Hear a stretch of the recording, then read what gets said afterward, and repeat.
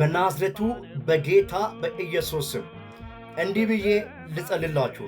መንግሥት ሠራተኛ ለሆናችሁ ሰዎች ሳታሳልፉ በኮመንት ሰክሽን ላይ ሪሲቭ አድርጉ።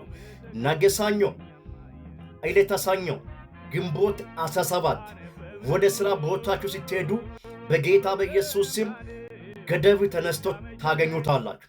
እግዚአብሔር እንዲህ አለኝ፣ ገደብ ይነሳል ብሎኛል። መጽሐፍ ስናገር መዝሙረ ዳዊት መዝሙረኛው ምዕራፍ 18ኛው ምዕራፍ ላይ ቁጥር 29 አካባቢ መዝሙረኛው ዳዊት እንዲህ ብሎ ተናግሯል።